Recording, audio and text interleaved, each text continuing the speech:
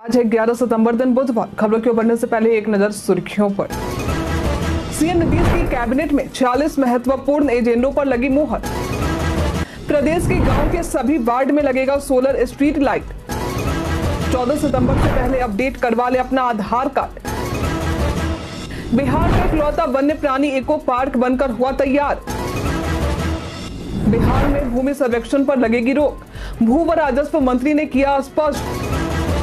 मोहम्मद समी के इस पोस्ट पर इरफान पठान का रिएक्शन आया सामने। झारखंड स्टाफ सिलेक्शन कमीशन ने स्टेनोग्राफर के पदों पर निकाली भर्ती। झारखंड स्टाफ सिलेक्शन कमीशन ने झारखंड सचिवालय में स्टेनोग्राफर के पदों पर भर्ती निकाली है। ये भर्ती कुल 454 पदों के लिए है। इच्छुक उम्मीदवार इसकी आधिकारिक वेबसाइट jssc.nic.in पर जाकर आवेदन कर सकते हैं। आवेदन प्रक्रिया शुरू है और आवेदन करने की अंतिम तारीख 5 अक्टूबर है। इस भर्ती के लिए जरूरी है कि उम्मीदवार ने किसी मान्यता प्राप्त संस्थान से ग्रेजुएशन या इसके समकक्ष डिग्री हासिल की हो। उम्मीदवारों की आयु सीमा 21 से 35 वर्ष के बीच में होनी चाहिए। उम्मीदवारों का चयन स्किल टेस्ट और लिखित परीक्षा के आधार पर होगा। भर्ती से संबंधित सटीक और अधिक जानकारी के लिए आप इसके आधिकारिक वेबसाइट और अधिसूचना को देख सकते हैं। सीएम नीतीश की कैबिनेट में 46 महत्वपूर्ण एजेंडों पर लगी मुहर। बीते दिन सीएम नीतीश की अध्यक्षता में कैबिनेट बैठक बुलाई गई थी। ये बैठक मुख्य सचिवालय स्थित मंत्री परिषद कक्ष में हुई। इस बैठक के दौरान कुल 46 महत्वपूर्ण एजेंडों पर मुहर लगी है। इसके तहत कारा निदेशालय में 10 कार्यालय परिचारियों के अतिरिक्त पदों के सृजन की स्वीकृति। बिहार के 6421 उत्क्रमित उच्च माध्यमिक विद्यालयों में कुल 6421 सहायक के पद सृजित। बिहार पर्यटन ब्रांडिंग और मार्केटिंग नीति 2024 के अनुमोदन की स्वीकृति। पर्यटकों की सुविधा के लिए पीपीपी मोड पर पटना में 3 5 स्टार होटल के निर्माण की स्वीकृति। मुख्यमंत्री ग्रामीण सेतु योजना की स्वीकृति जैसे कई एजेंडे शामिल हैं। बिहार पर्यटन में आज हम बात करेंगे नवादा के बारे में। ये बिहार का एक जिला है जो प्रदेश के दक्षिणी भाग में स्थित है।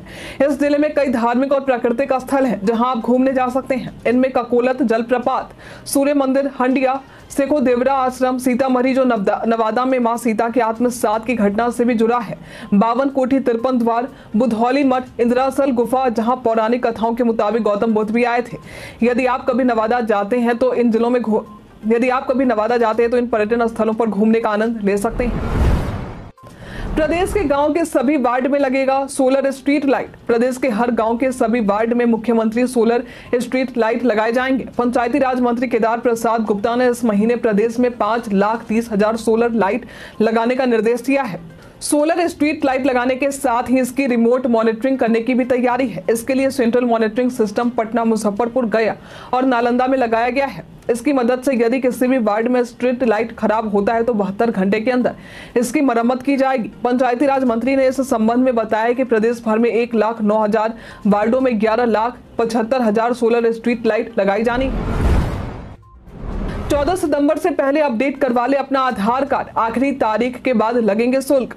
आज के समय में आधार कार्ड हमारे सबसे जरूरी दस्तावेजों में से एक बन चुका है।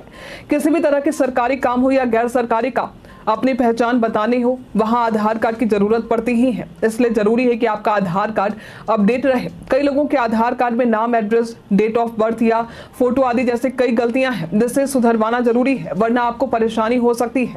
इसके अलावा 10 साल पुराने आधार को भी अपडेट करवाने की सलाह लगातार लोगों को दी जा रही है। आधार को अपडेट करवाने की आखिरी तारीख 14 सितंबर है। आखिरी तारीख से पहले आप UIDAI के पोर्टल www.uidi.gov.in पर जाकर इसे फ्री सर्विस का फायदा उठा सकते हैं। 14 सितंबर के बाद आपको आधार अपडेट करवाने के लिए चार्ज देना होगा। बिहार में भूमि सर्वेक्षण पर लगेगी रोक, भू व राजस्व मंत्री ने किया स्पष्ट।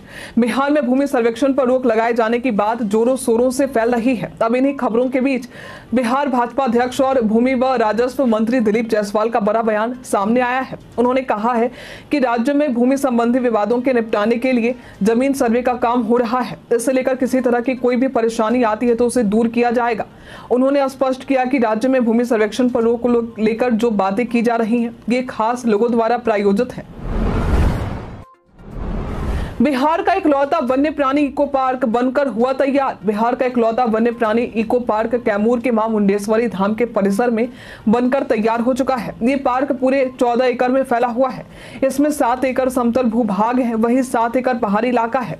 इस वन्य प्राणी को पार्क का सीएम नीतीश कल यानी 12 सितंबर को उद्घाटन करने वाले हैं। उद्घाटन कार्यक्रम को लेकर कई तरह की तैयारियां शुरू कर दी गई हैं। उद्घाटन के बाद लोगों के मनोरंजन के लिए इस पार्क को खोल दिया जाएगा।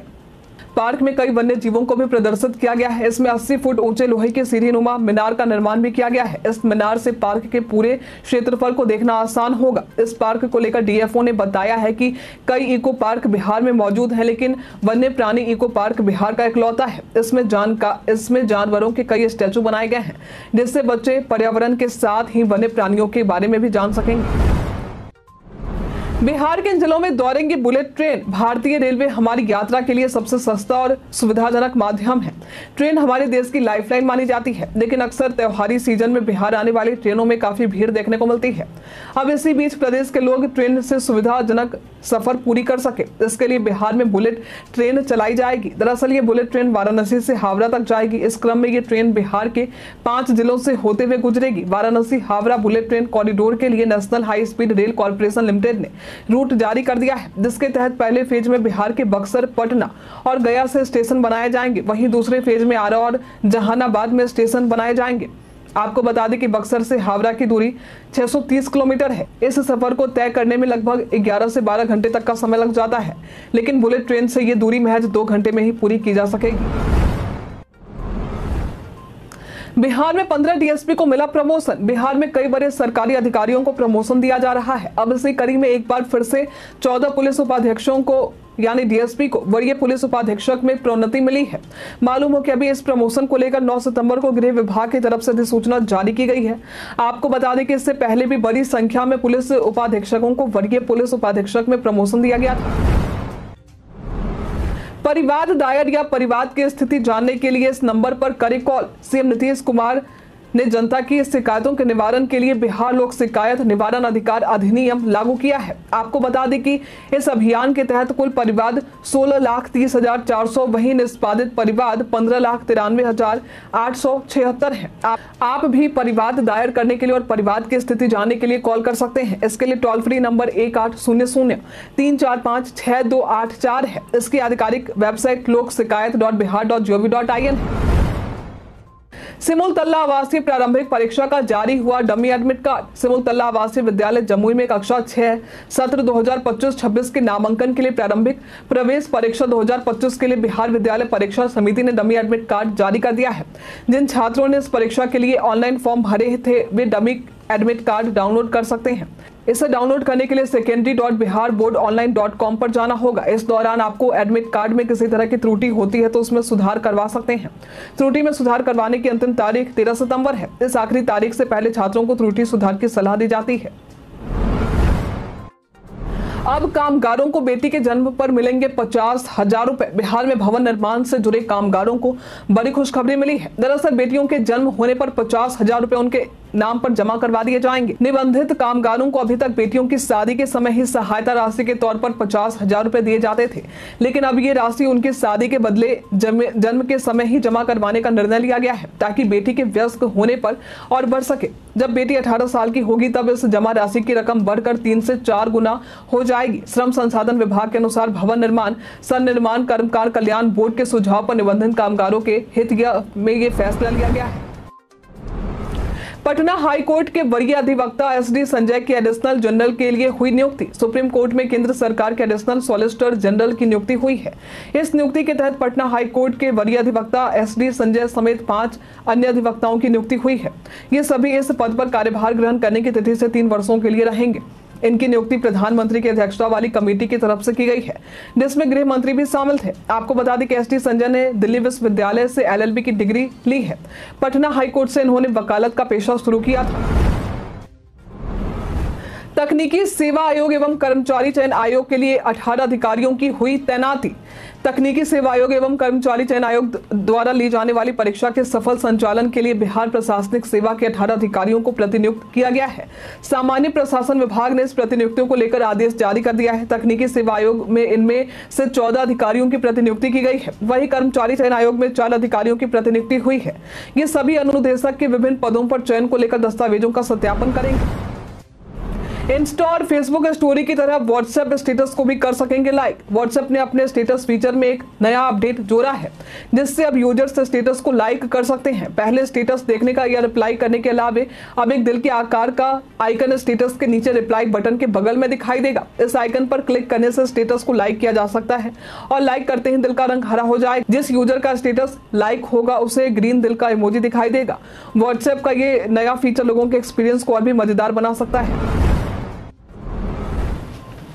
इस बार त्योहारों में नहीं बढ़ेंगी फ्लाइट टिकट की कीमतें। भारत में त्योहारों के दौरान फ्लाइट टिकट की कीमतें आमतौर पर बढ़ जाती हैं, लेकिन इस बार सरकार ने फ्लाइट टिकट की कीमतों को नियंत्रित करने के संकेत दिए हैं। एविएशन मिनिस्टर राम मोहन नायडू ने बताया है कि मंत्रालय सभी एयरलाइन कंपनियों की टिकट कीमतों पर निगरानी रखेगा और उन्हें सूचना दी गई है कि त्योहारों के दौरान टिकट की कीमतें अनावश्यक रूप से ना बढ़ाएं। हालांकि मंत्रालय एयरलाइनों को कीमतें तय करने के लिए बाध्य नहीं करेगा, लेकिन ये सुनिश्चित करेगा कि यात्रियों से अत्यधिक शुल्क ना लिए जाए। इस बार उम्मीद है कि त्योहारों के मौसम में टिकट की कीमतें पहले के मुकाबले कम